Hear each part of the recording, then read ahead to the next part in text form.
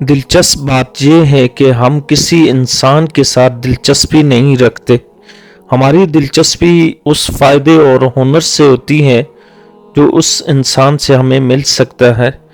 یہی وجہ ہے کہ جب ہم وہ فائدہ حاصل کر لیتے ہیں تو ہماری دلچسپی بھی دھیرے دھیرے ختم ہو جاتی ہے۔ انسان گناہ کرنے کی وجہ سے جہنم میں نہیں جاتا، بلکہ گناہ پر مطمئن رہنے اور توبہ نہ کرنے کی وجہ سے جہنم میں جاتا ہے۔ ارسطو سے کسی نے کہا کہ میں نے ایک معتبر آدمی سے تمہارے بارے میں کچھ غلط باتیں سنی ہیں۔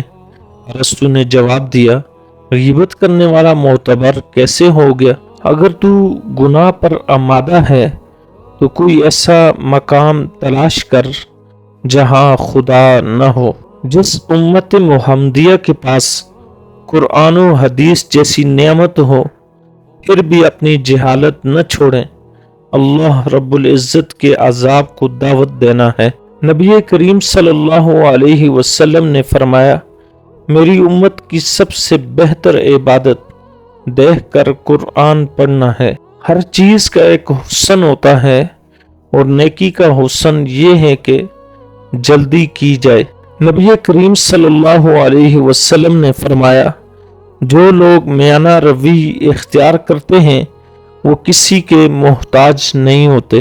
سب سے بڑا خطا کار وہ ہے جو لوگوں کی برائیوں کو بیان کرتا پھرتا ہو۔ جھوٹ کے درختوں پر اعتبار کی چڑیا لوٹ کر نہیں آتی۔ اپنے حصے کا کام کیے بغیر دعا پر بھروسہ کرنا حماقت ہے اور اپنی محنت پر بھروسہ کر کے دعا سے گریز کرنا تکبر ہے۔ زندگی کے ہر موڑ پر صلح کرنا سیکھو، کیونکہ جھکتا وہی ہے جس میں جان ہوتی ہے، ورنہ اکڑنا تو مردے کی پہچان ہوتی ہے۔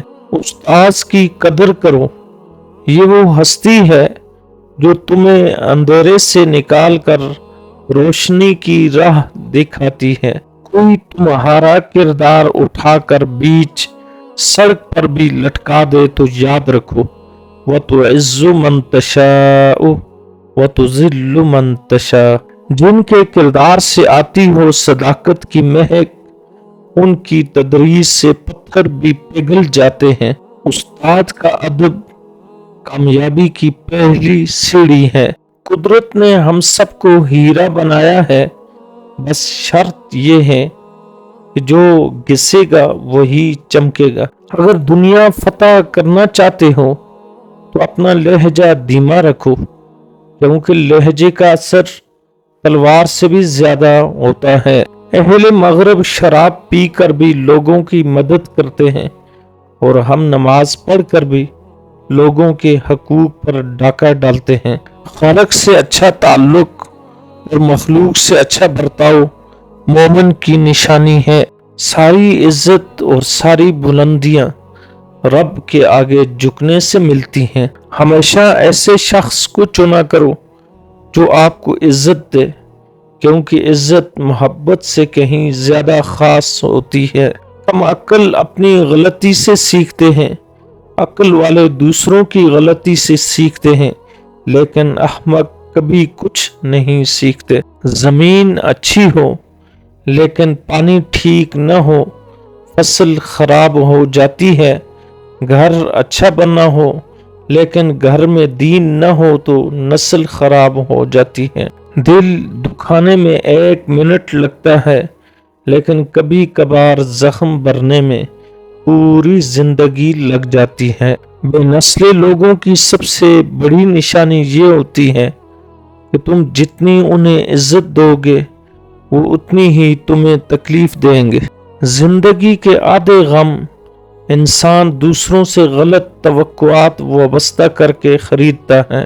ہمیشہ یہی ظاہر کرو جیسے کچھ نہیں ہوا، چاہے کچھ بھی ہو جائے۔ کام سے غلطی اور غلطی سے تجربہ، تجربے سے عقل اور عقل سے خیال اور خیال سے نئی چیزیں وجود میں آتی ہیں۔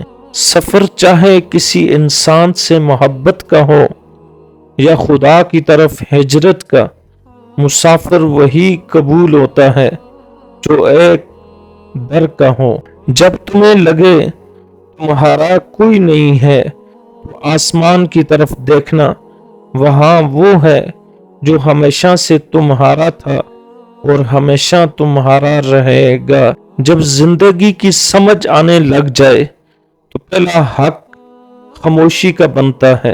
ہمارا سب سے غلط گمان یہی ہوتا ہے کہ ہماری جگہ کوئی نہیں لے سکتا۔ ہمیشہ وہی بلندیوں پر ہوتے ہیں جو خود سے پہلے دوسروں کا سوچتے ہیں، جسم سے میل صاف کر لیتے ہیں لیکن دلوں سے نفرت صاف نہیں کرتے۔